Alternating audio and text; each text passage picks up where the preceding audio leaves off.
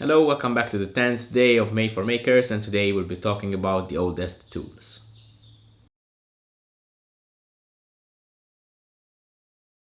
When you consider other makers out there, I am not exactly the most experienced. I am a relatively recent maker. I have been on YouTube for the past 2 years, and I think I was making stuff for about a year or two before that, doing little projects of my own. But I have been collecting tools for quite a long time, in fact. I work out of my father's garage, right? So there are some tools that he owns, of course. His father, my grandfather, um, he also had a collection of tools which nowadays he gave to me because of my interest. And I would like to show you some of these tools today, particularly the three oldest ones that I at least remember, that I think the oldest ones are at least.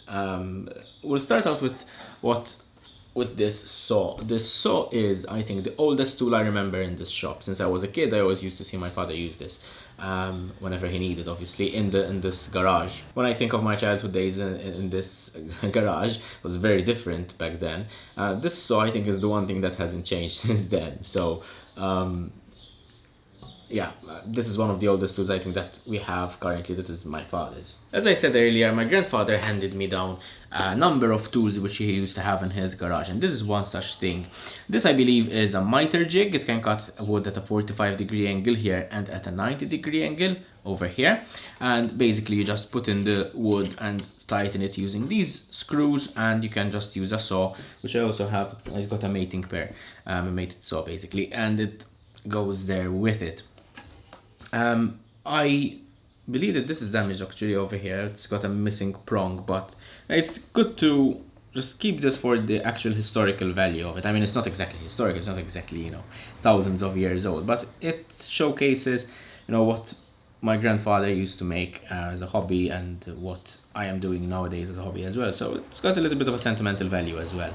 This, I believe, is made by Marples. I believe they were based in Sheffield, in England.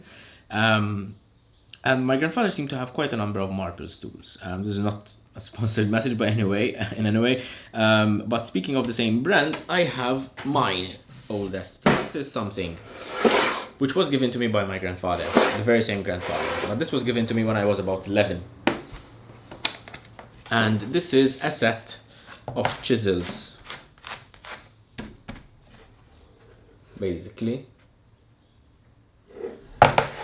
This set of chisels has been in my possession, I think, for about 20 years or so, something like that. And I think it was my very first tool which I actually owned. I don't recall exactly the circumstances on how I actually, got my grandfather to give me this. But I can imagine seeing these in his workshop and just being fascinated by them, trying them out on a piece of wood, and then at the end of the day, taking them home with me, as one does. Also recall that this was one of my very first projects. A very simple project, in fact. This box came on its own. It didn't used to have little feet, so I remember buying feet or just getting them from my father's garage and just sticking them on this because I just wanted to make something with the box. So these chisels are the oldest, or at least the first tool that I owned. I use them still nowadays, every now and then, whenever I need to make something like dovetails or something like that.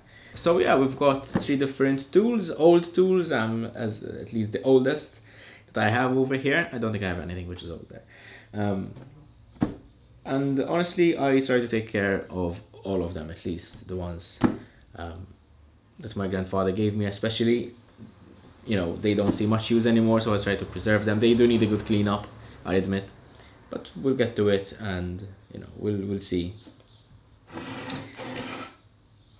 We'll see how long they hold up.